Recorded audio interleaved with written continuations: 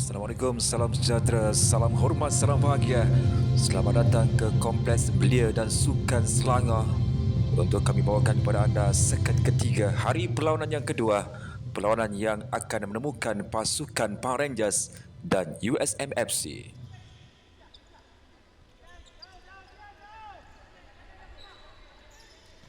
Rodrigo, oh baik, cantik.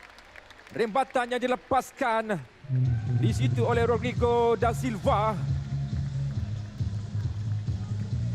Membuka panggung jaringan pada awal pagi ini. Memberikan jaringan pertama buat Power Rangers. Zarif dapat untuk dirampas, diteruskan. Dan ini kesempatan terbaik untuk lepaskan percubaan. Masih lagi dalam kawalan dan ini gol! Ini yang dapat dilakukan oleh USM menerusi percubaan Muazzam Syakri setelah beberapa kali memiliki kesempatan sebegitu ketika mana berdepan dengan Afiq Abdul Rahman, dan kali ini Muazzam Syakri percaya untuk menewaskan Afiq Abdul Rahman.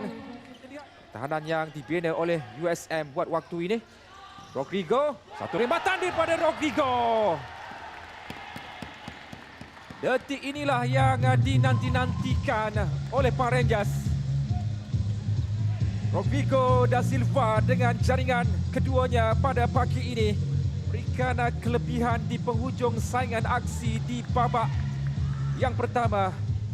Kita lihat Rodrigo melepaskan percubaan, gol. Satu percubaan rendah yang dilepaskan oleh Rodrigo. Rendah tetapi padu percubaan itu yang dilakukan oleh Rodrigo da Silva. Meledak hat-trick dalam perlawanan pada pagi ini. Ada mana-mana pemain USM yang berada di bahagian atas di dalam kawasan Power Rangers, dan Rodrigo kembali melakukan serangan mereka. Filipe bergerak di sebelah sana. Ada sedikit ruang untuk Filipe di Souza. Akhirnya dia dapat untuk juga menghasilkan jaringannya pada pagi ini. Jaringan ke-13 pribadinya secara keseluruhan di saingan FFL 2026.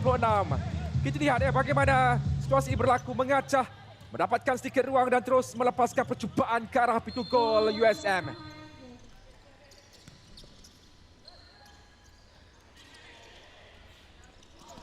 Afiq Syukran.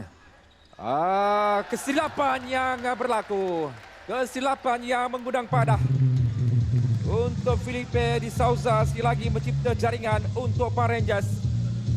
Lagi jaringan kelima. Gol untuk USM yang sudah pun terbuka, ternganga luas. Hantaran jauh ke bahagian atas. Baik, ruang ini ada tepi sana.